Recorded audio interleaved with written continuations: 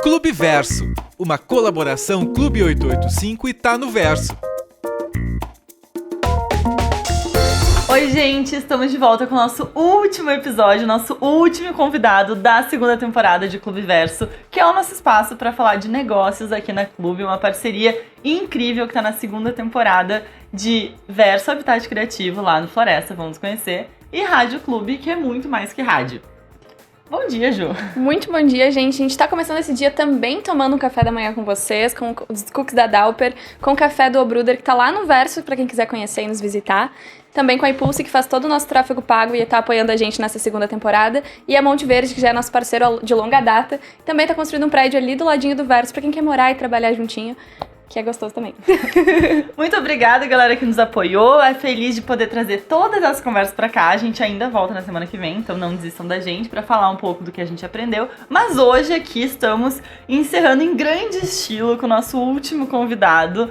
Nosso episódio número 44, contando todos os nossos episódios aqui na Clube. Então vão lá conferir, que já tá lá no nosso YouTube, tudo pra gente maratonar e ter muitos insights e muitas dicas. Paulo, seja muito bem-vindo. Muito obrigado pelo convite, que honra a minha, né, encerrar essa temporada de podcasts. Estou muito feliz de estar aqui, né, muito bem acolhido aqui com a Dauper, com o Obruder e tudo mais. Então estou aqui para a gente bater um papo aí sobre inovação. Que legal, muito bem. Gente, o Paulo Renato é uma figuraça da inovação no estado todo e agora além do estado também, além do Brasil, a gente já vai falar sobre isso, mas ele trabalha muito fortemente em inovação dentro das cidades. Então a gente escolheu esse convidado pra gente encerrar aqui, porque a gente sabe que inovação é uma iniciativa conjunta, é um movimento conjunto. Não dá pra fazer inovação sozinho, não dá pra esquecer o setor público, não dá pra deixar o setor privado de lado. Então como que a gente articula, como que a gente faz pra todo mundo estar caminhando na mesma direção, com os esforços se fortalecendo e não dissipando um pra cada lado, é um pouco do que a gente vai falar com o Paulo aqui hoje.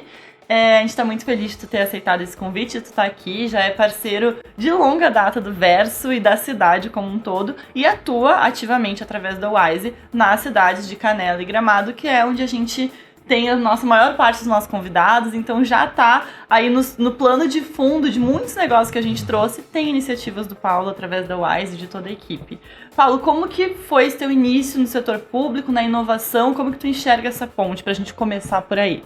Bom, com uma introdução dessas, né, facilitou a minha vida, assim, mas na verdade, né, ao longo do tempo a gente foi nas cidades se acostumando e desenvolvendo um hábito de trabalhar de maneira isolada. Né? Então, o que a gente vem percebendo nas cidades do Brasil todo, que a gente vem circulando, é que existem iniciativas incríveis que estão acontecendo na iniciativa privada, poder público, academia, sociedade civil, mas elas estão muito desconectadas, tá? Cada um fazendo muito bem a sua parte na sua casinha, né? Na sua caixinha. Qual tem sido o nosso papel, né? De certa forma, desenvolver uma estratégia em comum, uma visão de futuro em comum para a cidade e fazer um pouco um resgate daquele sentimento de comunidade, de colaboração e fomentar esse trabalho em conjunto dessas 4 hélices, né? Poder público, sociedade civil, iniciativa privada e academia, para que juntas consigam atuar para produzir resultados positivos tanto para estas instituições quanto para a cidade como um todo. Então, teoricamente, todo mundo sai ganhando, né? Então, a gente fez isso em Porto Alegre, lá com o Pacto Alegre, em 2019, né? Então, o Pacto tem aí 4, 5 anos, e a gente conseguiu resultados muito expressivos na cidade de Porto Alegre por conectar todas essas iniciativas, né? Então tu vê hoje em Porto Alegre nascendo um Caldeira, um Salt Summit, né? Acontecendo projetos incríveis como Territórios, né? Inovadores, que está agora furando essa bolha da inovação para gerar impacto social. Tu vê o aumento de 200% no número de turistas na cidade. Tudo isso faz parte de uma estratégia que foi desenhada e que está sendo executada por várias mãos e que o poder público tem sim um papel muito importante nesse processo. Ao longo da jornada no Brasil, a gente foi se acostumando a fazer uma analogia do poder público como algo que só atrapalha, né, como algo que tem que sair da frente, como um obstáculo, né? E o que a gente vem defendendo muito na Wise é que o poder público tem que assumir um papel inovador e empreendedor nas cidades e ele conseguir ser essa goma que conecta todas essas iniciativas e que fomenta essas iniciativas, que ajuda, que investe nesse processo todo de inovação, que é fundamental para as cidades no Brasil. A gente já teve juntos em diversos contextos, né? Acho que a gente já viu também várias iniciativas nascendo, não só fora daqui, mas também aqui dentro, né? Porque a gente pensa em inovação, às vezes a gente pensa em grandes coisas, né? Tem que ser tudo muito significativo, unir muitas pessoas, mas às vezes tu consegue começar esse movimento de uma forma menor, né? Quais que são os primeiros passos, assim, que tu vê não só aqui nas nossas cidades, né, mas também nos outros lugares que vocês atuam? Eu acho que um primeiro ponto importante é a gente equalizar, né, e nivelar o que a gente entende por inovação, né? Então, assim, inovação tecnológica é uma espécie de inovação. E quando a gente pensa em inovação, logo vem a tecnologia na cabeça. E isso acaba afastando muitas pessoas que pensam, não, isso não é para mim. Então, acho que a gente tem aqui que buscar uma compreensão do que é inovação, né? E aí, nas cidades, a inovação é muito mais do que tecnologia, né? A inovação é sobre novas formas de agir, pensar, de solucionar problemas, e muitas vezes essas formas apontam para um processo colaborativo, né? Então, acho que o primeiro ponto é a gente equilibrar isso. O segundo ponto é, numa imersão, a gente entender o histórico da cidade, né? A gente costuma brincar que a gente coloca as cidades num divã, assim, né? Então ela precisa entender como ela chegou até aqui, para onde ela vai, quais são os principais problemas dela, quais são os pontos fortes, né? Então é quase uma sessão de terapia que a gente precisa fazer com as 4 hélices, porque muitas vezes a gente chega nas cidades e encontra os agentes que atuam nessa cidade muito desmotivados, né? Então tem um trabalho aqui de uma catarse, de entender quais são os principais desafios, e para a inovação o problema não é algo que a gente tem que varrer para debaixo do tapete, ao contrário, o problema é uma grande oportunidade que a gente tem de melhorar, de buscar soluções inovadoras para resolver esses problemas e, de certa forma, fazer um resgate aí dessa autoestima e encontrar os pontos de conexão que existem entre esses atores, que muitas vezes estão atuando de maneira isolada por alguma crença de que fazendo sozinho vai obter um resultado muito mais positivo, né? E a gente comprova, assim, que um resultado colaborativo, quando a gente une várias partes, o resultado dessa união é muito mais sólido do que a gente está lá fazendo sozinho esse processo. Então, conectar essas pontas. Um outro ponto importante é a gente não focar em iniciativas e focar em acabativas, né? Então aqui tem um divisor de águas que a gente foi se acostumando ao longo do tempo, principalmente no Rio Grande do Sul, a lançar grandes iniciativas, grandes projetos e não se preocupar com a acabativa.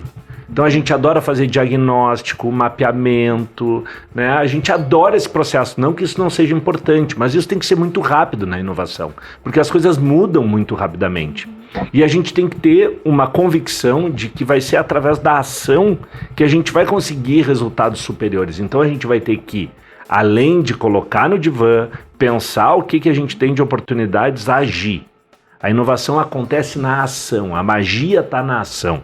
Mas as pessoas fogem um pouco da ação, e as instituições também, porque é na ação também que a gente demonstra as nossas vulnerabilidades. Quando a gente começa a trabalhar em conjunto, a gente vai ter que dizer, olha, eu não sei fazer isso, eu não sei fazer aquilo. E a gente foi se acostumando a verbalizar e construir uma narrativa que a gente sabe fazer tudo, né? E que a gente dá conta de tudo. E isso é no poder público, isso é no privado, isso é na academia, isso é na sociedade civil. Então, quando tu consegue unir essas pontas para agir em conjunto, a magia começa a acontecer. E aí tu começa a obter resultados superiores, aprender com os erros, porque muita coisa a gente vai errar. A gente não tem respostas para tudo, ainda mais nesse contexto de agora, né? 2 guerras acontecendo simultaneamente, a gente vindo de uma pandemia, crises econômicas acontecendo e tudo mais. O que a gente pode fazer? A gente tem que se unir e trabalhar em conjunto. Para mim isso está muito claro. Então essa seria quase uma, entre aspas, receita de bolo, porém cada cidade tem a sua personalidade, o seu ritmo, a sua história, os seus agentes. Então eu costumo dizer, essa não é uma solução escalável. E não é simples também, né? Acho que foi falando, foram se abrindo várias janelas, assim. Talvez o fundamento, assim, dessa dificuldade do que tu tá falando seja justamente essa cultura do fazer sozinho, essa ideia de que se todo mundo sabe o que tá fazendo o tempo todo, a gente não saber é um ponto fora da curva, então a gente sente também a pressão de que a gente também tem que saber, isso vai afastando ainda mais essas iniciativas, e tá cada um tão preso dentro do seu corre, com tanta coisa, agenda tão lotada, que a gente acaba realmente não parando e olhando pro lado e vendo como que eu posso contribuir com o movimento que vocês estão fazendo, como que o movimento que vocês estão fazendo pode contribuir para os resultados que eu quero atingir.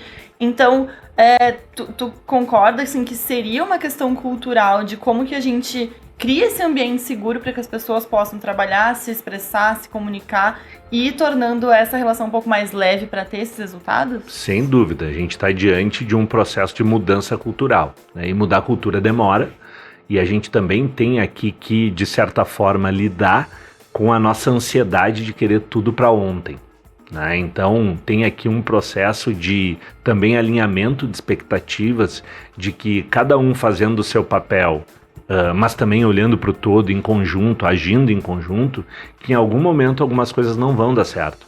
E elas não dão certo porque a gente está aprendendo, a gente está desbravando um novo caminho. E não porque a gente deixou de fazer algo ou porque o fulano quer levar uma vantagem em cima do ciclano, né? Então tem um processo aqui de estabelecer um vínculo de confiança que é muito importante. Por quê?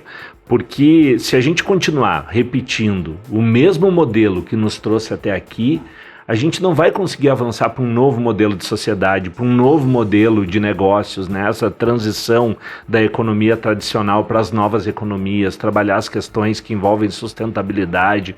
Enfim, tem uma série de dilemas que a gente precisa enfrentar de maneira consciente, que a gente optou durante um período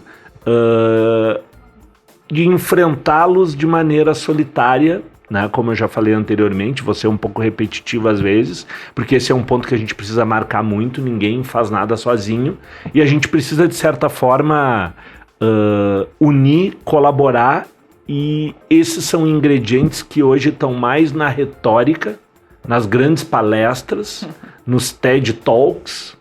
Mas quando a gente sai do mundo das palestras, do palco, para colocar em prática, é que a gente vê a magia acontecendo e a gente vê também onde estão os gargalos. Né? Que é essa nossa essência humana de muitas vezes desconfiar, de achar que está dando mais que o outro.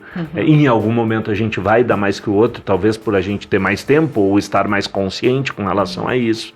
Então sim, a gente está passando por um processo de mudança de cultura. E nas cidades isso fica muito explícito, assim, né? A gente fala muito de cultura organizacional, todas as empresas querendo se transformar em lugares melhores para trabalhar, em lugares menos hierárquicos, em lugares, né, mais flexíveis, com qualidade de vida, bem-estar. Mas, na verdade, a gente está também diante de um grande desafio, que é uma mudança de cultura quase que cívica também, né? De cidade, de como a gente consegue juntos alavancar o nosso desenvolvimento e o desenvolvimento do coletivo. Eu acho que isso tá muito ligado também, tu falou um pouco antes que a inovação, a gente tem que entender para onde que a inovação tá indo, né? Como que, o que é inovação, né? O que cada um espera disso, e acho que um ponto importante também é para que fim, né? Então, como que a inovação vai afetar a minha rotina, né? O meu trabalho, a minha forma de ver. Como que a inovação pode beneficiar as pessoas que estão envolvidas? Então, eu não estou fazendo só porque é bonito, ou só porque está em pauta, ou só porque o governo quer, o município quer, as empresas querem, meu chefe, meu líder, né? Então, como que isso vai chegar até mim? E por que é tão importante que a gente se dedique para esse tempo de aprendizado, né? Infelizmente, nosso tempo na rádio já tá acabando. Passa muito rápido, mas a gente vai seguir com o Paulo Renato mais um pouquinho para ele falar sobre as estratégias que ele tá usando nas cidades. A gente espera de verdade que vocês tenham gostado dos nossos episódios até aqui. Tem muito convidado legal, tem muito assunto incrível. Então, pra quem não conferiu ainda, vai lá no youtube.com/tanoverso, já comenta ali nas nossas redes o que vocês querem ver na próxima temporada, já dando spoiler aqui, quem tem que ser convidado, quais assuntos foram mais legais, que a gente adora construir esse programa junto com vocês. Bom, a Maju roubou as minhas palavras, eu ia exatamente dizer a mesma coisa. Manda uma mensagem pra gente, troca uma ideia, a gente adora. E obrigada a quem acompanhou a gente até aqui. Nós voltamos na próxima terça-feira para falar um pouquinho sobre o que rolou, sobre os pontos altos, sobre o que a gente ainda quer trazer por aqui. Então não nos abandonem ainda. Aproveitem que tem bastante conteúdo e a gente vai dar uma pausa, mas esperamos voltar. Fiquem bem e voltamos. Até. Radialistas, né? Vamos lá, agora a gente voltou pro YouTube. Obrigada por estarem de volta, esse papo vai ser muito legal. A gente tá falando sobre inovação, né? Como que a gente conscientiza que a inovação ela é positiva e benéfica, não é só um trabalho por trabalho, né? A gente tá fazendo isso, tá se dedicando, porque isso vai retornar de alguma forma para todo mundo, envolvidos ou não, né? Eu acho que tem um trabalho que tem que ser feito e que muitas vezes a gente acaba esquecendo de fazer ele porque é um trabalho complexo, às vezes chato, tá? Mas o trabalho de mensurar resultados, né? E os resultados eles são tangíveis e por vezes eles são intangíveis. Principalmente no curto prazo eles são intangíveis. Então se eu for para a ponta do lápis, o resultado, por exemplo, de uma política de fomento à inovação numa cidade, para fomentar, por exemplo, o surgimento de startups, se eu for para a ponta do lápis eu vou buscar quanto de faturamento elas vão ampliar no decorrer da política, quantos empregos elas vão criar, né? Qual o ecossistema que vai se criar ao entorno delas, né? Então a gente vai para a ponta do lápis no tangível. Ao mesmo tempo tem que se trabalhar com o intangível, né? Eu gosto muito de um exemplo de Gravataí, né? Que é um município próximo a Porto Alegre, quarta economia do estado, que há 3 anos vem desenvolvendo e implementando uma estratégia de inovação focada em desenvolvimento econômico, em modernização da administração pública e na geração de talentos para a nova economia. E no desenvolvimento econômico, no 3º ano começaram a aparecer resultados muito expressivos dessa ponta do lápis. Mas existiam já resultados no 1º e no 2º ano que eram muito difíceis de tangibilizar.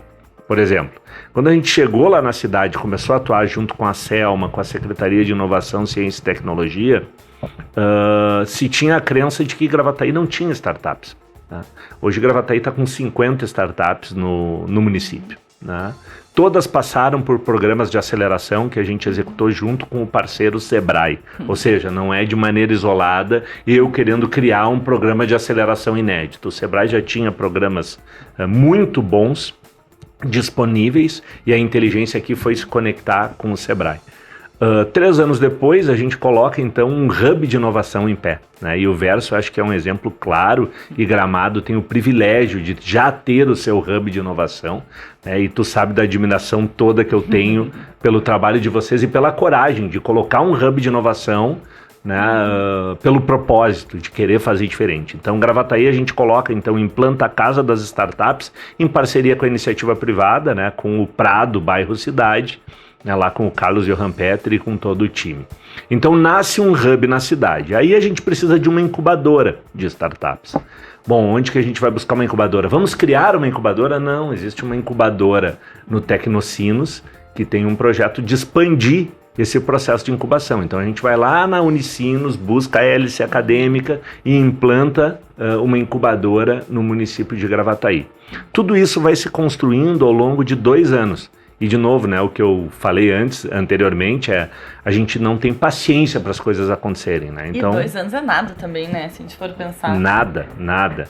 Então se implanta a incubadora e hoje tem 10 startups incubadas dentro da Casa das Startups, 50 aceleradas, e agora a gente vai para a ponta da caneta, né? Então, na ponta da caneta, 25% delas já estão faturando, depois de tudo isso, mais de 50 mil por mês. O que vai dar aí um retorno de aproximadamente, né, 8 milhões de faturamento de dinheiro que fica na cidade, né? e de empregos que estão sendo criados, e aí empregos de alto valor agregado, né?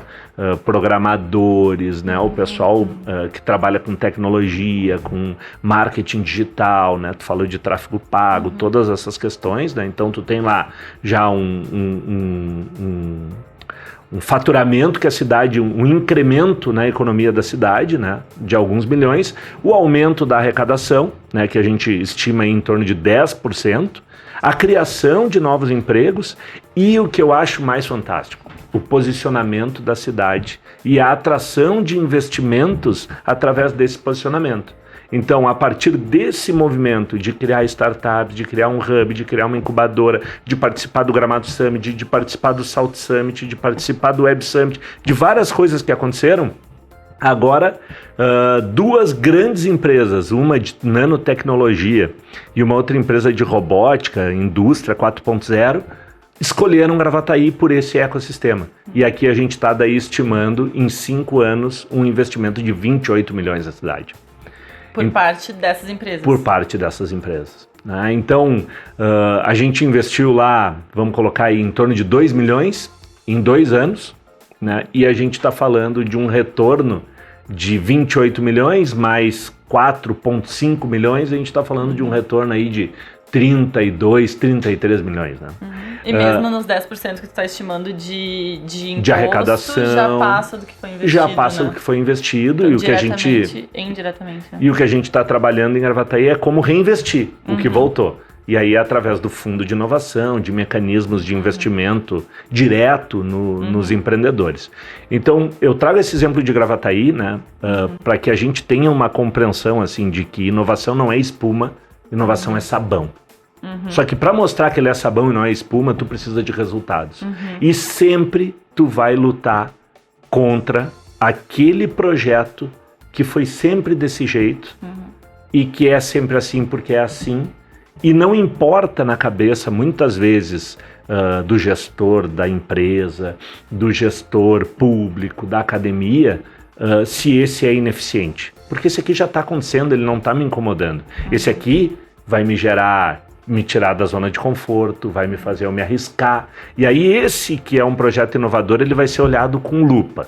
Se tu não tiver resultados e apresentar resultados concretos, ele é muito fácil de ser descontinuado. Mas esse que é ineficiente, ele segue acontecendo de uma maneira muito tranquila, porque ele sempre foi assim.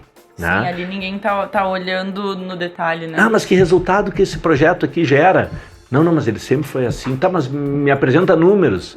E não vai vir nada daqui. Mas aqui vai ser olhado com uma lupa, né? Então, o que eu vejo, assim, como um ingrediente importante é sempre mensurar os resultados, ter métricas, ter metas, trabalhar com objetivos, resultados-chave, sabe? Trabalhar... Eu gosto muito da inovação através de 3 prismas, tá? O prisma do repertório. Eu preciso ter consciência do que está acontecendo no mundo, me preparar, estudar, entender o que é isso. O prisma das ferramentas, não adianta eu só entender e não implementar. E tá cheio de gente dando aula sobre coisas que nunca fez, né? Então, ferramentas para poder implementar esse repertório e aplicação. Então, eu tenho repertório, sei quais as ferramentas usar, eu vou aplicar aquilo que eu sei, e muitas vezes o que eu sei não vai se confirmar, e tu vai aprender muito mais na ação. Então eu gosto muito dessa tríade, né, e dessa compreensão de que tem que ter resultado, senão a gente facilmente vai voltar para o status quo. E o resultado, ele é um motivador também, né? Então, enquanto a gente está, entre aspas, acostumado a ver muita iniciativa que segue sendo e que às vezes se alonga, se estende, que é moroso e tal, se a gente consegue criar um movimento, uma iniciativa que vai respingando e que a gente vai conseguindo enxergar e que a gente vai expondo e divulgando, né? Porque é uma parte importante também a gente gritar o que está acontecendo, que todo mundo saiba que as cidades aqui já contrataram a Wise, já contrataram o Sebrae Cidade Empreendedora, né? Que é o programa do Sebrae. Já tem coisa acontecendo, já tem pessoas que estão comprando essas brigas e comprando essas causas dentro das prefeituras, senão não tinham esses contratos, esses movimentos. Enquanto as pessoas não sabem, talvez elas fiquem um pouco menos aptas ou um pouco menos a fim de se envolver.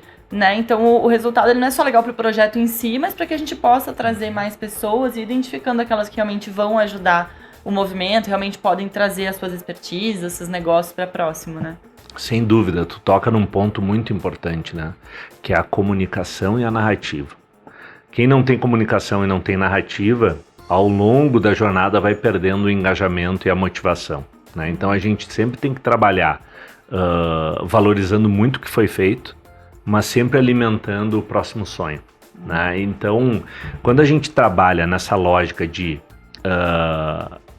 valorizar pequenas conquistas, de construir essa narrativa de para onde a gente está indo, qual o nosso farol, qual o nosso norte, né? Mudando mentalidade para entender que não vai ser da noite para o dia, mas os pequenos passos que eu estou dando estão contribuindo para grandes passos, a gente consegue estabelecer aí um círculo mágico de quando alguém baixar um pouco a moral, o outro vai pegar a mão e vai dizer, não, mas olha isso que a gente está fazendo e tal, porque ele é um processo contínuo, né? A inovação ou as cidades, enfim, trazer as cidades que é mais o meu chão, né? As prefeituras, elas não vão nunca ter um modelo ideal. A gente vai estar sempre tendo que construir novos modelos, adaptar, pensar, e ok, só que a gente foi ensinado na academia, nas escolas, de que a gente tem que ter um modelo ideal, né? E aí isso nos causa uma angústia, porque parece que nunca está pronto esse modelo. A consciência que tem que mudar é que nunca vai estar pronto, né? E que a gente sempre tem que buscar a melhor versão nossa ou da organização. Então, é muito comum, eu vejo muito nesses processos, né, de inovação nas cidades e tal, as pessoas se transformarem em auditores do processo, né, e não impulsionadores. Então, eu fico ali na minha, faço ali meu papel, mas quando algo dá errado, a pessoa diz, eu já sabia que ia dar errado, eu falei, eu avisei, por que não fizeram isso e tal, né? Esse é o papel do auditor. Mas o papel do impulsionador é, bom, a gente errou, vamos olhar em que estávamos errados, vamos aprender com isso e vamos avançar ainda mais juntos. Como usamos essa informação para ir para frente, né? Então a comunicação e a narrativa é fundamental nesse processo, mas de novo, precisa de uma mudança de modelo mental, né? Tem que cair essa ficha de que modelo ideal serve só para a gente se inspirar, ele não existe, a gente vai sempre estar construindo, e que esse é o grande barato da história. Sim. Né? Tu falou muito de mentalidade. Eu acho que as pessoas às vezes olham para a inovação e veem que o que falta é capital de risco. Ouço isso o tempo todo. O que falta é capital de risco, capital de risco. Eu acho que está muito mais associado a uma mentalidade de risco, né? Porque a inovação é tu fazer coisas novas, né? Por definição. E o novo, ele traz junto o inerente que nem tudo vai dar certo, né? Existe um risco de aquilo não ser resultado e ser aprendizado, né? Então, quando a gente consegue mostrar que o processo ele ensina e que não necessariamente tudo vai ser óbvio ou vai ser linear, que justamente é o oposto do que é inovar, né? Aquilo que é conhecido, repetir os mesmos padrões, eles não vão levar a caminhos novos, né? E eu acho que isso está muito associado à mentalidade de risco. Não é só o capital, né? O dinheiro, tudo bem, ele vai seguir. Tendo resultado, o dinheiro segue. Eu quero colocar meu dinheiro onde eu já vi que está crescendo, onde tem números legais e tal. E aí vai muito da mentalidade de cada investidor, né? Da tese de cada investidor. Mas com relação a como eu invisto meu tempo, como eu invisto minha energia, eu sei que parte do que eu estou fazendo vai ser pelo processo, vai ser pelo aprendizado, né? Não tem muito como fugir disso. Eu acho que tu toca em dois pontos importantes aqui na tua argumentação, né? O primeiro ponto é essa mudança de mentalidade, de tomar riscos, de optar por ter uma vida diferente da que muitas vezes desenharam pra gente, né? Como eu falei antes, eu sou advogado de formação, né?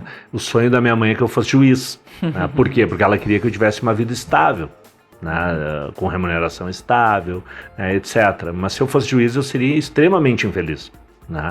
E eu respeito muito quem é juiz, não é uma crítica, mas eu seria infeliz porque no meu modo de vida isso não se encaixa. Não consigo repetir o mesmo dia todos os dias, né? E ficar fazendo a mesma ação várias vezes de maneira repetida. Então tomei o risco de empreender. E aí, não bastasse, tomei o risco de empreender com inovação. E não bastasse com inovação no setor público, né?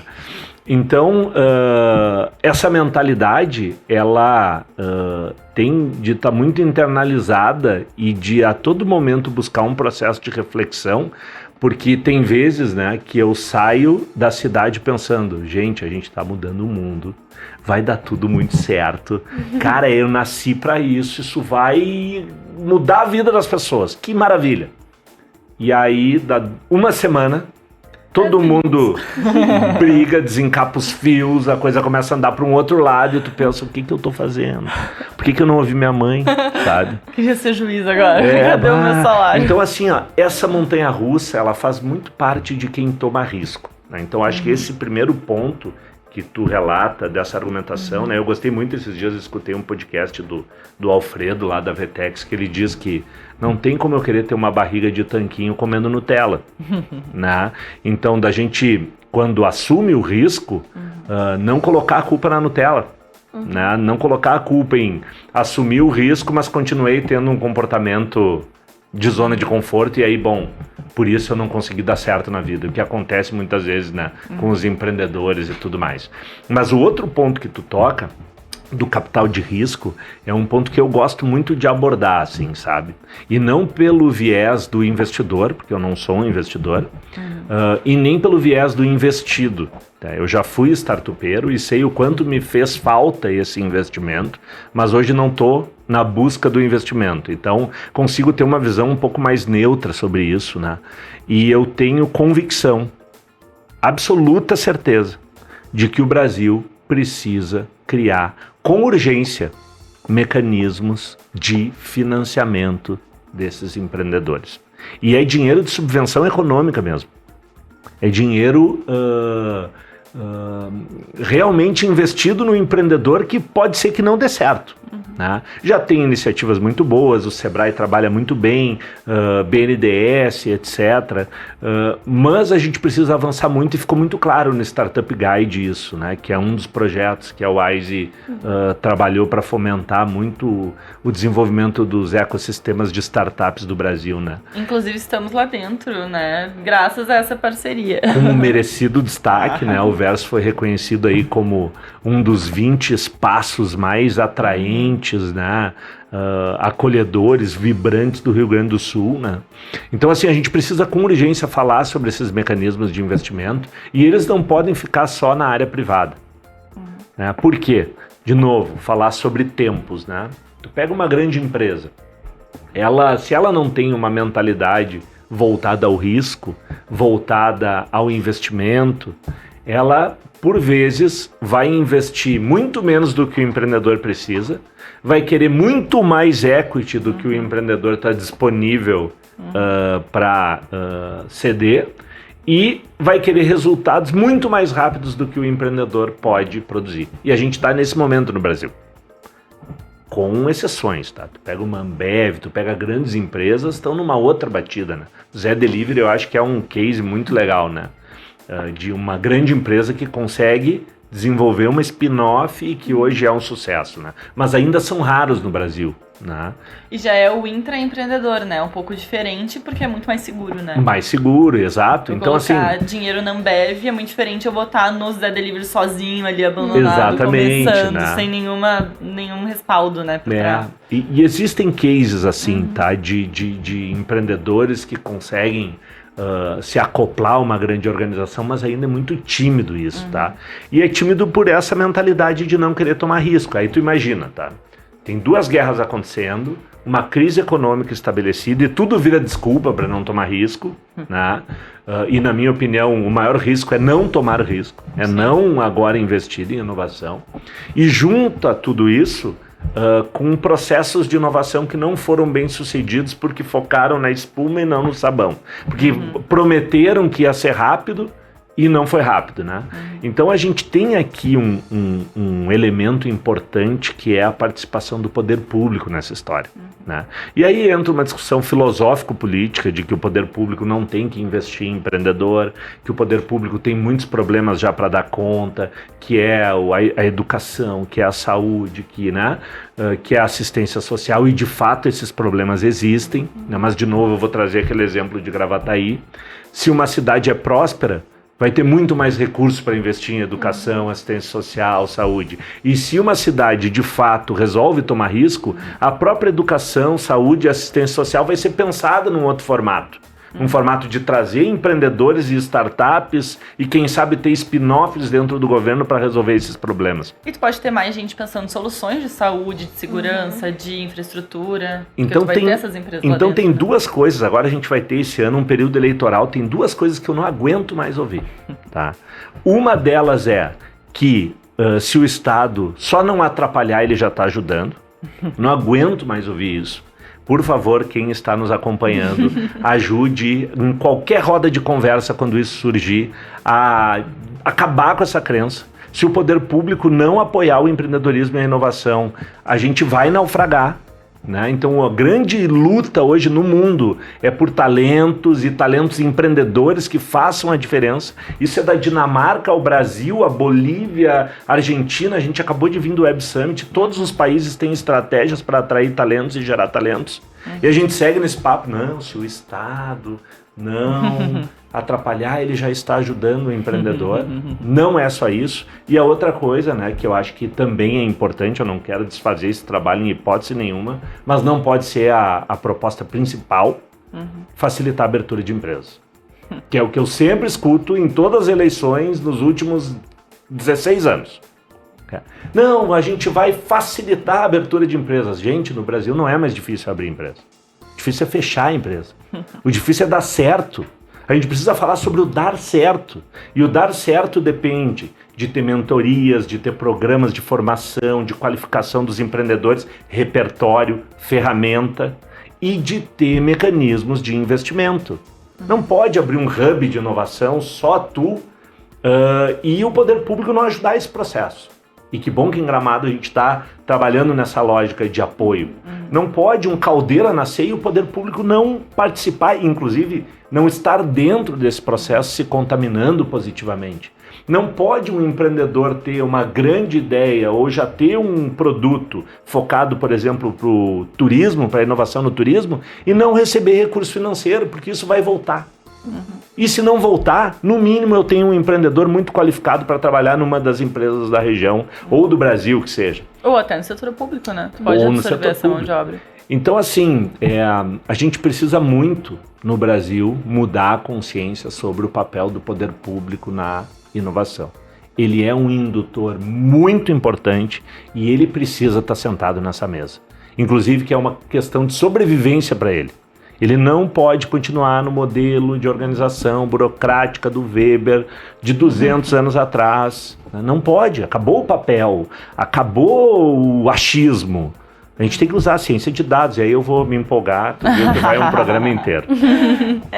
Antes a gente falou muito sobre a colaboração para a inovação, de todo mundo agir junto, mas acho que é importante também a gente reforçar que quando a gente age junto, tudo vai se fortalecendo, né? Então, obviamente, só o capital de risco sozinho não resolve. Hoje, tu quer investir aqui em empresa, a gente trouxe até 1, 2 startups para falar com a gente, mas não tem muito ainda, né, isso desenvolvido.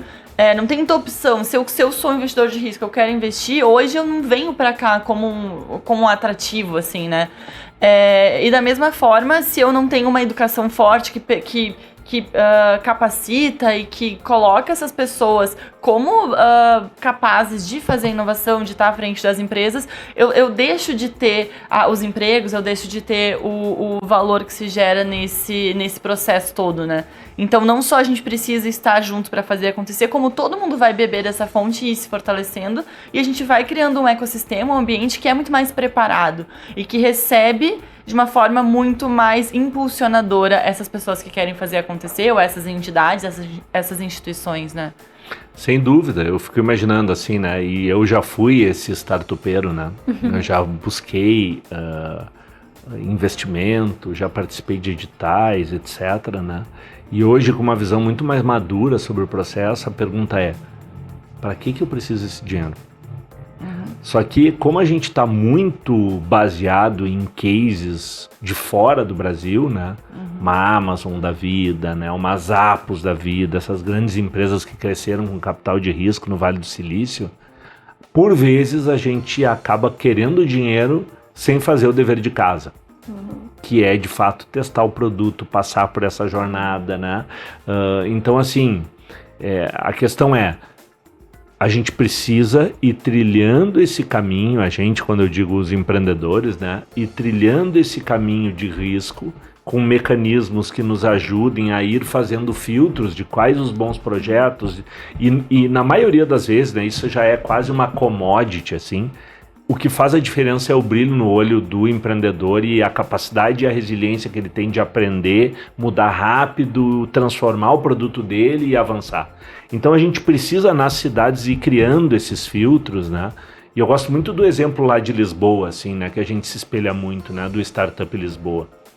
Eu sou alumni do Startup Lisboa, passei por um processo de aceleração lá. Já tem um caldo de empreendedores que um ajuda o outro, que tornou uma comunidade aquele processo, que na minha opinião é um valor daqueles intangíveis que a gente falou antes, que se equivale à questão financeira. Tu vê as pessoas empreendendo, querendo empreender, pode ser que ele não dê certo no primeiro negócio, mas no segundo, no terceiro, né?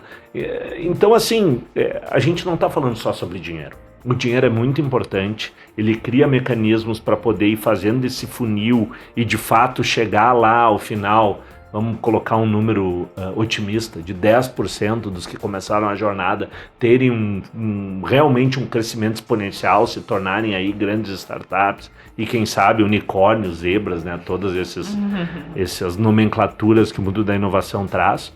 Mas o fato é que no topo do funil tu já está ajudando muita gente a descobrir se é empreendedor ou não, a desenvolver novas competências, enfim, a decidir aquilo que a gente falou antes.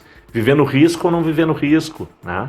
E aí começa um círculo muito virtuoso nas cidades de prosperidade, né? E eu vejo que esse é um grande desafio, assim, e eu lembro do meu pai, do meu vô, falando sobre como essa juventude, né? E aquela crítica geracional, né? Como essa juventude tem que achar o que fazer. A gente nunca teve tantos elementos disponíveis para a nossa juventude, para nós mesmos decidirmos o que a gente quer fazer. A questão é como que a gente vai fomentar isso nas escolas e nas universidades e como que a gente cria essa trilha, essa jornada de desenvolvimento. E eu não tenho dúvida que a resposta está em todos nós juntos. O Verso está fazendo seu papel, a Prefeitura o seu, o Sebrae o seu, a Gramado Summit o seu, o Sinditur o seu, e ao mesmo tempo a UX, a Fevale, e ao mesmo tempo estão todos contribuindo para que isso aconteça organicamente na cidade. E é sobre esse exemplo, né? Como que a gente quer que a nova geração faça diferente, seja inovadora, tome riscos, se trabalhe de forma colaborativa, se conecte com as pessoas. Se a gente tá fazendo o nosso, olhando só para o nosso, sem querer fazer diferente, sem trazer novas ideias, sendo fechado a novas ideias, novas contribuições. Não tem como, né? O jovem vai crescer, falar a voz da experiência. As crianças, os adolescentes de hoje vão crescer olhando, não, peraí, sabe? Estão fazendo desse jeito, alguma coisa tá funcionando, né? Então, se a gente não começar a mudança na gente e mostrando que isso funciona, mostrando que os resultados são legais, a gente não inspira, né, a que se faça dessa mesma forma e que se busque outras soluções ainda que talvez a gente não tenha pensado. Exatamente. Walk the talk, né? Tem que caminhar fazendo e dando exemplo. Não adianta só ficar falando que a colaboração é linda, maravilhosa, que a abundância, etc. Mas aí, quando é o meu negócio, eu não quero que ninguém mais ganhe, porque, né? E a gente vive muito isso, assim, muita gente falando, escrevendo sobre colaboração, sobre abundância, e aí tu vai ver na vida real aquela pessoa é uma mala, que quer tudo para ela, que é escassez na veia, né? E aí a gente acaba repetindo, né? E agora talvez até com uma intensidade maior, porque a gente tem muitos canais de comunicação, etc., criando uma falsa expectativa nas pessoas de que a gente está construindo o mundo, mas na verdade a gente está trabalhando pro velho mundo. Né? E um ranço, né? Tu fica, você aí tá falando de novo isso, não aguento mais esse assunto. Exatamente. A gente vai não só a gente não ajuda, como a gente vai estragando quem tá fazendo acontecer. Exato. Com isso, encerramos nosso último papo aqui com o Paulo. Muito, muito, muito obrigada por ter topado. Tu falou em brilho no olho, né? A gente se orgulha muito de ter trazido nesses 45 episódios das 2 temporadas muito brilho no olho, muita gente legal falando de temas que adoram. E acho que é uma forma de a gente compartilhar, de a gente colaborar, de a gente trazer vozes diferentes, perspectivas diferentes. Então não deixem de assistir, de acompanhar. Esse papo foi muito, muito especial. Obrigada de novo por ter topado, por ter vindo especialmente para nossa programação. É muito bom te ter aqui. Tu sabe que sou super fã, não preciso nem falar mais nada. E, enfim, que a gente possa construir muitas coisas juntos e crescer juntos. Eu adorei o papo, né? Passou muito rápido e eu queria encerrar, assim, com uma passagem que foi interessante, minha com o verso, né? E que eu acho que traduz muito o porquê da presença aqui e de como a Wise enxerga o futuro do verso, né? Eu estava aqui em Canelas, se não me engano, e eu vi que tinha uma postagem de um amigo que a gente tem em comum que tinha feito a postagem do verso. Eu disse, poxa, eu preciso ir lá conhecer. Chovia cântaros, mas um temporal, assim, bizarro, bem daqueles da serra, assim, uma chuvarada, um vento e tal. Eu disse, não, eu vou lá. E a gente falando no WhatsApp, né? Eu e a Ju já falando e tal. Aí eu chego lá, temporal, todo molhado e tal, aí eu encontro ela sentada ali na sala, ali na antessala, ali agora onde é o café, com 1000 sonhos e o brilho no olho, assim, sabe, tipo, muito diferente, né, e eu saí dali com uma consciência, assim, eu disse, poxa, isso é um projeto e empreendedores como tu, né, e todos que fazem o verso, eles precisam de toda a atenção, né, possível para que eles deem muito certo, né? E aí é muito legal ver que esse papo foi, sei lá, 1 ano atrás e que tá lá o café e que, né, tem coisas acontecendo, a Gramado Summit chegando, quem sabe a prefeitura chegando aí nesse processo, coisas legais, podcast, tudo que tu sonhou lá atrás como empreendedora tá acontecendo. Quase tudo. Tem coisa aí ainda nessa Mas aí a gente renova os sonhos, né? Exatamente. Então, eu fiz questão de estar aqui, né? Porque não tem como a gente trabalhar pensando em inovação para cidades sem valorizar quem faz a diferença nas cidades. Então, eu fiz questão de estar aqui. Achei muito legal que o verso está no Startup Guide. E sempre que me chamarem, para mim vai ser uma honra estar com vocês. Parabéns pelo trabalho. Muito obrigada. Depois dessa, né, acho que já dá pra encerrar a temporada. Acompanhe o trabalho da Wise, a gente vai postar tudo certinho aqui nos comentários. Acompanhe o trabalho do Verso, vai lá nos conhecer. Aqui na Clube também são nossos super parceiros, então muito obrigada por terem topado essa com a gente. Comentem, compartilhem, ativem o sininho. E vamos fazer um barulho pra gente voltar aí com uma terceira temporada cheia de coisas legais. Clube Verso, uma colaboração Clube 885 e Tá no Verso.